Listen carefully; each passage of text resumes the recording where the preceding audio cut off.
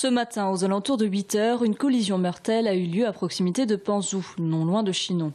Dans ce choc frontal, 2 décès sont à déplorer, celui d'une femme de 31 ans et de son fils de 5 ans. L'autre conducteur est à l'heure actuelle dans un état critique.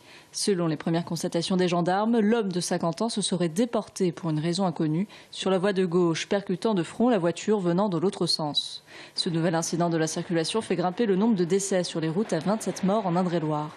L'année dernière, à la même période, il y en avait 18, soit 50% de moins qu'aujourd'hui. Depuis le début de l'année, les cas d'accidents mentaux se concentrent principalement dans le sud du département. Le Chinonais et le Lochois sont particulièrement atteints. On n'a pas une route bien précise où effectivement on a une recrudescence d'accidents. Là, c'est disséminé un peu sur l'intégralité du département, mais principalement sur le sud. Il est évident que là, c'est plus sur le comportement des usagers de la route que sur les infrastructures routières. Le premier facteur de risque, une vitesse trop élevée. Lors de ce contrôle, plus de 9 excès de vitesse ont été verbalisés, dont 1 à 153 km/h sur une départementale limitée à 90.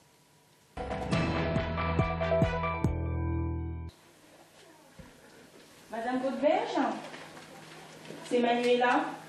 Toutes les 2 heures, les aides-soignantes font le tour des chambres. Citronnade, grenadine, les résidents sont incités à boire très régulièrement. À l'extérieur, la température a atteint les 38 degrés aujourd'hui. Depuis cet après-midi, l'Indre-et-Loire et le Loir-et-Cher sont placés en vigilance orange. Mais il faut boire.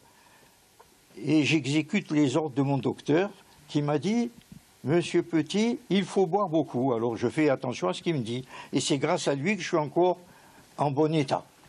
Dans cette maison de retraite de Saint-Avertin, les volets sont fermés dans la matinée pour maintenir la fraîcheur.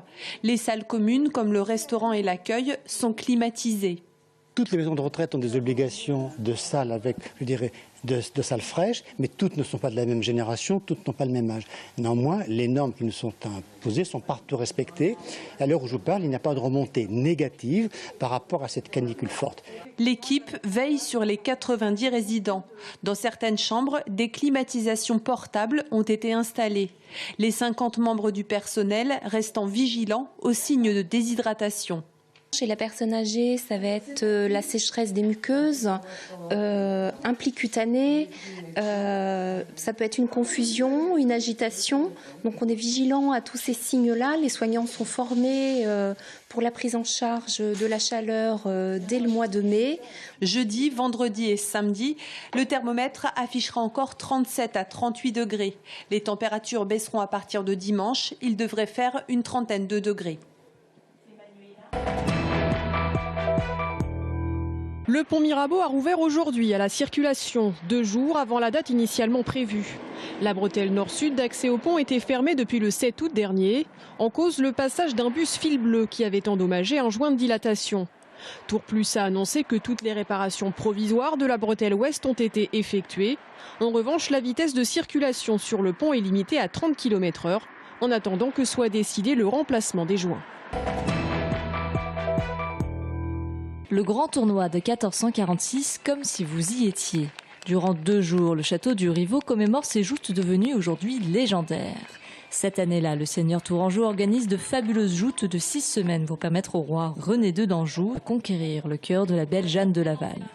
6 siècles plus tard, ces affrontements chevaleresques reprennent corps sous le regard ébahi du public.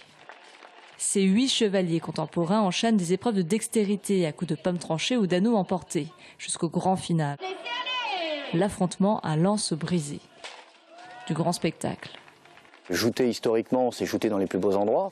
Rivaux est franchement l'un des cadres les plus merveilleux en France, par sa situation, par son organisation, par son accueil, par tout simplement aussi la proximité du public qui est là, parce qu'en fait on joute, les lances cassent à 5 mètres du public. Donc quand ça casse ici, on entend du bruit jusqu'en haut des gradins, c'est très agréable.